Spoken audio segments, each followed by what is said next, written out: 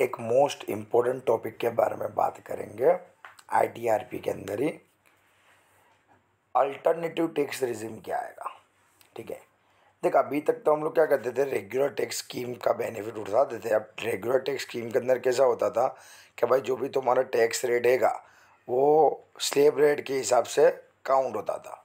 पर slab rate में कैसा होता था कि भाई जो भी है 2,50,000 रुपये तक नील, फिर 2,50,000 के ऊपर अगर तुम लोग जाते हो तो तुम्हारा क्या करना है, 2,50,000 से 5 लाख के ऊपर तुम जाते हो तो तुम्हारे को 5% टैक्स देना है। रेगुलर की बात करता हूँ। 5 लाख से 10 लाख के बीच में 20% देना है। 10 लाख के ऊपर जाओ तो 30% टैक्स पे करना है। वो रेगुलर स्कीम है। अगर तेरे को क्वेश्चन में अल्टरनेटिव टैक्स रिजिम बोला है तो अल्टरनेटिव टैक्स रिजिम में क्या आएगा। देख, रेगुलर स्कीम में कैसा था, तो भाई रेगुलर स्कीम के अंदर अगर तुम्हारी एज 60 साल से कम है तो उसके लिए 2,50,000 रुपये तक नील। 60 साल से 80 साल के बीच में तेरा एज है तो 3 लाख रुपये तक नील, और 80 साल के ऊपर हो तो 5 लाख रुपये तक नील, ठीक है। रेगुलर स्कीम का टैक्स रेट कैसा होता है, 0 to 2.5 लाख नील। 60 साल वालों के लिए बोलता हूँ। 2.5 से 5 के बीच में हुए तो 5%, 5 से लेकर 10 के बीच में तो 20%, और 10 लाख से ज़्यादा हो तो 30%। 60 से 80 की अगर तेरी एज हैगी तो उसके लिए क्या रहेगा, 3 लाख रुपये तक नहीं। 3 से लेकर 5 लाख के बीच में हो तो 5%, 5 से लेकर 10 के बीच के लिए 20%, और 10 लाख के ऊपर जाओगे तो 30% तेरा लगेगा। और सुपर सीनियर सिटीजन के लिए 5 लाख रुपये तक नहीं, 5 से 10 के बीच में हो तो 20%, और 10 से ज़्यादा हो तो 30% टैक्स पे करने का। पर अभी अल्टरनेटिव टैक्स रिजिम के अंदर देख कैसा है, सबके लिए सरखा। पर applicable even in case of the senior citizen and super senior citizen. Senior citizen हो, सुपर सीनियर सिटीजन हो, या तुम्हारी एज 60 साल से कम हो, मतलब कोई भी तेरी एज हो। 2.5 लाख रुपये तक नील। 2.5 लाख से लेके 5 लाख के बीच की इनकम के ऊपर 5%, 5 लाख से लेकर 7.5 लाख की इनकम के ऊपर 10%। मतलब 2.5 लाख रुपये बढ़ाते जाना है, 5% बढ़ाते जाना है। 5 से लेकर 7.5, 10%, 7.5 से 10 लाख 15%, 10 लाख से 12.5 लाख 20%, 12.5 लाख से 15 लाख 25%, और 15 लाख के ऊपर हो तो 30% तेरा टैक्स लगेगा। बट माने कंडीशन। कंडीशन क्या आएगी, तो देख तेरे को क्या हो जाएगा, टैक्स वगैरह जो तुम लोग पे करने के टाइम पे जो तुम डिडक्शन वगैरह लेते थे ना, वो सब अल्टरनेटिव टैक्स रिजिम में नहीं मिलेगा। क्या क्या नहीं मिलेगा, तो भाई लीव ट्रैवल कंसेशन नहीं मिलेगा जो इनकम फ्रॉम सैलरी में आता है। हाउस अलाउंसेस भी नहीं मिलेगा। स्पेशल अलाउंसेस नहीं मिलेगा। पर ट्रैवलिंग अलाउंसेस वगैरह जो भी है वो वगैरह सब तेरे को नहीं मिलेगा। खाली हैंडीकेप वालों का जो है वो तेरे को मिलेगा, ठीक है। एमपी एमएलए को जो भी मिलता है अलाउंसेस वो भी तेरे को नहीं मिलेगा।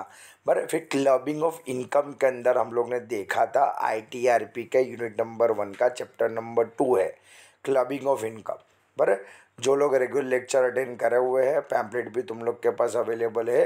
क्लबिंग ऑफ इनकम एक एक सिंगल टॉपिक के ऊपर डिटेल में देखा हुआ हैगा, और डिटेल में सम्स वगैरह भी करे हुए हैगा, पर उसकी वीडियो अपलोड नहीं की हुई है।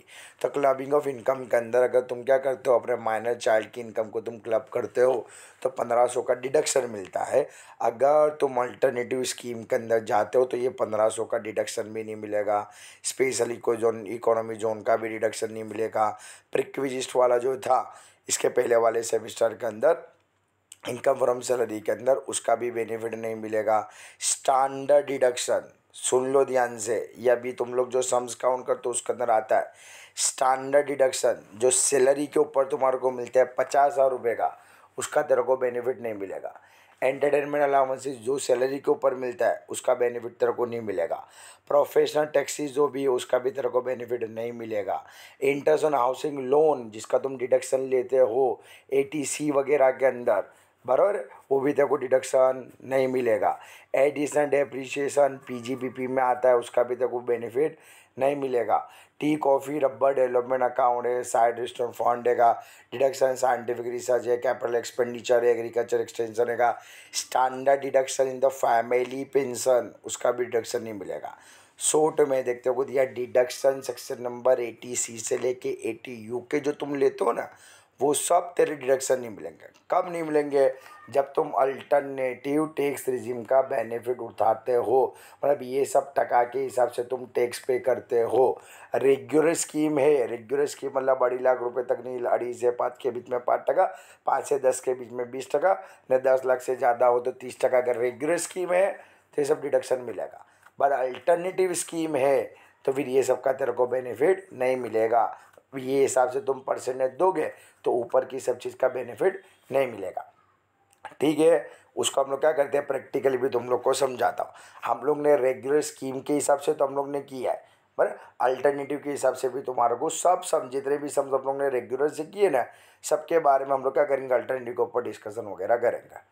पर अल्टरनेटिव के परसेंटेज कैसे याद रखोगे? 2.5 लाख रुपए तक नहीं ले, 2.5 लाख से लेके क्या करने का, 5-5%, 5-5% बढ़ाते जाने का, और 2.5 लाख रुपए भी बढ़ाते जाने के। 2.5 से 5 के बीच में 5%, 5 से लेके 7.5 के बीच में 10%, 7.5 से लेके 10 लाख के बीच में 15%। बराबर, वो तो जैसा हम लोग करते हैं वो हिसाब से हम लोग काउंट करेंगे। अच्छा, 87A का रिबेट, हाँ भाई मिलेगा। 5 लाख से कम होते 87A का रिबेट मिलेगा। अल्टरनेटिव और उसके बीच का खाली डिफरेंस क्या है, रेगुलर के बीच का, तो भाई अल्टरनेटिव में तेरे को डिडक्शन नहीं मिलेंगे, जबकि रेगुलर में तेरे को मिलेंगे। बराबर नहीं, 87A का रिबेट दोनों में मिलेगा, सरचार्ज दोनों में लगेगा, एजुकेशन हायर सेकेंडरी एजुकेशन से सब में लगेगा। बराबर, प्रैक्टिकली हम लोग देख लेते हैं। चलो ध्यान से सुनना।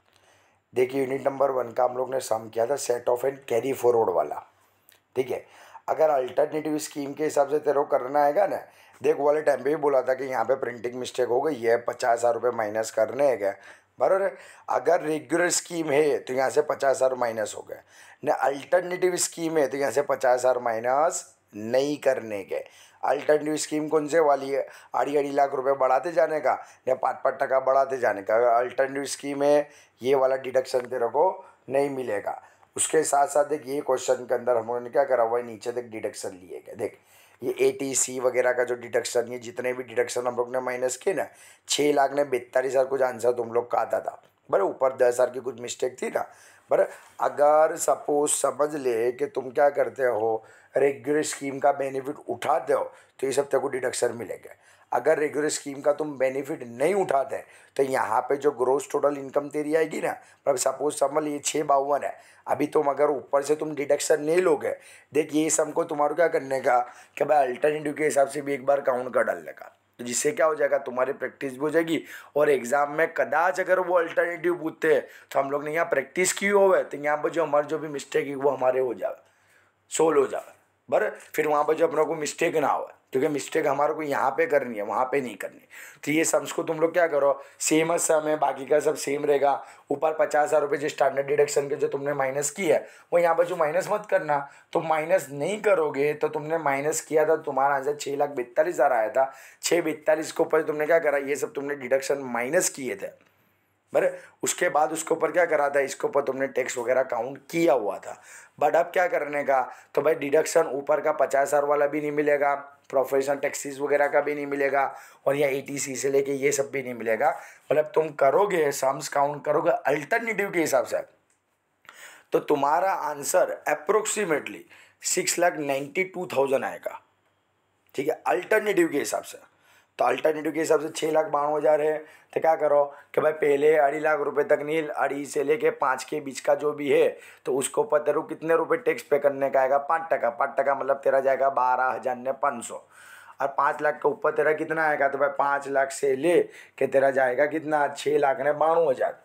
बराबर, अप्रोक्सीमेट जो भी वैल्यू मैं बता रहा हूँ, तो कितना आएगा, 5 लाख से लेके 6,92,000, तो आंसर आएगा कितना, 1,92,000। 1,92,000 के ऊपर 10% तुम निकालोगे तो कितना आएगा, 19,200। 19,200 ये, और ऊपर का 12,500, दोनों का प्लस कर देने का, और उसको ऊपर 4% लगा देने के हायर सेकेंडरी एजुकेशन से, क्योंकि ये तो 6 लाख ऊपर जाता है ना, मतलब 87A का तेरे को रिबेट नहीं मिलेगा। देख यूनिट नंबर 1 दोनों तरीके से तुम्हारे को समझा, जब तक काउंट नहीं करोगे तब तक तुम्हारे को पता नहीं चलेगा, ये सब तेरे को डिडक्शन नहीं मिलेगा। और ये वर्किंग के बदले अपना वर्किंग कैसा हो जाएगा, तो 2,50,000 से 5 लाख के बीच में 5% आ जाएगा, 5 लाख से लेके 5,92,000 समथिंग कुछ वैल्यू आ जाएगी, वहाँ तक 10% आ जाएगा। बराबर अल्टरनेटिव की बात करता हूँ, और 4% निकाल देने का, मतलब यूनिट नंबर 1 इस तरीके से तुम्हारा सोल्व हो सकता है। बाकी सब चीज़ तेरी सेम आएगी, खाली अल्टरनेटिव ने रेगुलर के बीच का डिफरेंस क्या आएगा, तो रेगुलर में तेरे को स्टैंडर्ड डिडक्शन सैलरी के ऊपर ना प्रोफेशनल टैक्सेस वगैरह तेरे को मिलेगा, अल्टरनेटिव में नहीं मिलेगा। स्टैंडर्ड में ये जो सब डिडक्शन जो तूने माइनस कर दे रेगुलर वाले, रेगुलर के अंदर ये सब डिडक्शन तेरे को मिलेंगे, जबकि अल्टरनेटिव के अंदर ये सब डिडक्शन माइनस करने के लिए तेरे को नहीं मिलेंगे। सेम तरीके से हम यूनिट नंबर 2 देख, सेम यूनिट नंबर 2 के अंदर ये सम्स हम लोग काउंट करते हैं क्या, बराबर। अब रेगुलर स्कीम में तो हम लोग क्या करते हैं, 50,000 रुपये भी माइनस कर देते हैं ना, 2400 रुपये प्रोफेसर टैक्सेस के भी माइनस करते हैं।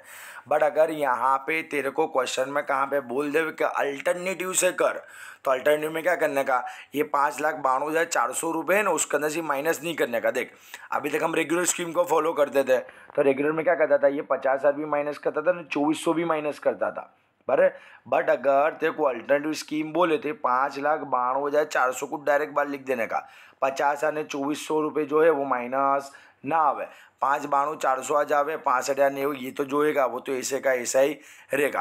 अच्छा, उसके साथ साथ ये तेरा ATC वगैरह का जो तेरा डिडक्शन है ना, ये वाला जो डिडक्शन जो हम लोग अभी तक माइनस करते थे वो माइनस भी नहीं होगा, ये वाला भी नहीं होगा, TTE वाला भी माइनस नहीं होगा, बराबर। मतलब जो ग्रोस इनकम जो तेरी होगी, ग्रोस इनकम तेरी कितनी आएगी इसको भी काउंट कर लेना, 5,92,400 उसमें से 65,000 रुपये माइनस कर देना, और ये जो भी है 78620 उसको प्लस कर देना, बराबर। तो अप्रोक्सीमेट मैं तुम्हारा को वैल्यू बोलता हूँ अंदाजे से लगभग 6,00,000 और 6,00,000 समथिंग कुछ वैल्यू तुम्हारी जा सकती है।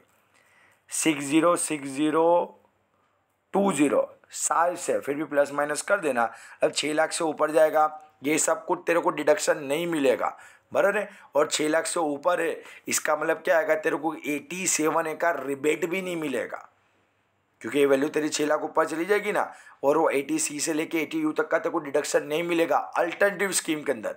ये जो वर्किंग है वो रेगुलर के हिसाब से तो नहीं मिलेगा, बराबर।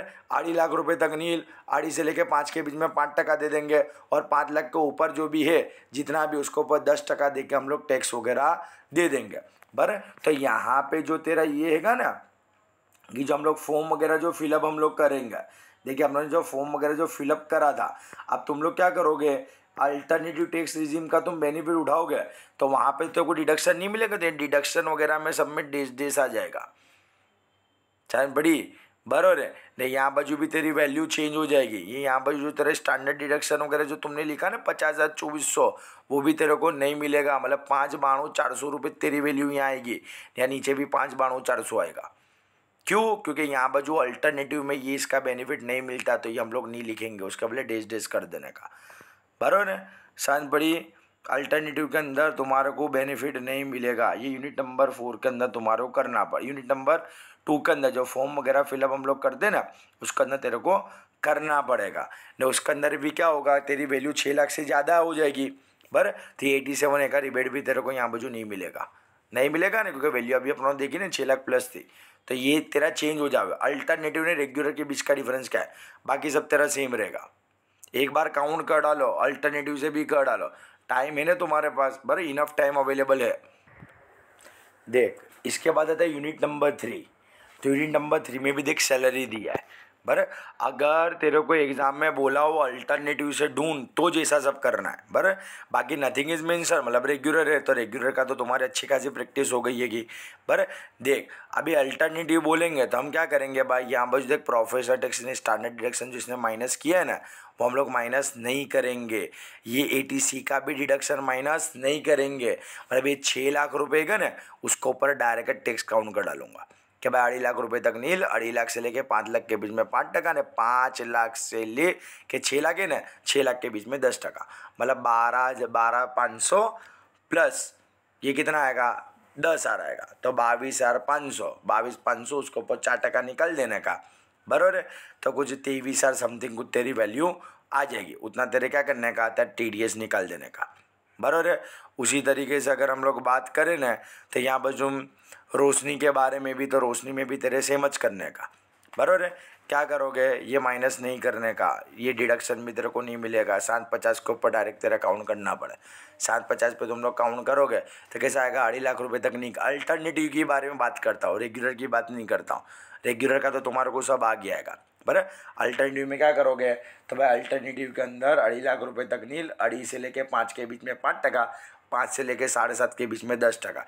तो पहले तो 12,500 आ जाएंगे, नहीं इसके ऊपर तेरे 25 आ रहेंगे, 5,500 आएंगे। उसके ऊपर तुम 4% जैसा निकालोगे तो तुम्हारा अराउंड 38-39 हज़ार रुपये जितनी वैल्यू तेरी आएगी, बराबर। वो तुम्हारा क्या करने का, एक बार काउंट कर डालिए, बराबर। तो यहाँ पर तेरे को मिल जाएगा उतना 30 डेज। बाकी सब में कोई छेड़खानी नहीं, बाकी सब जैसा है ऐसे का ऐसा रहेगा, बर।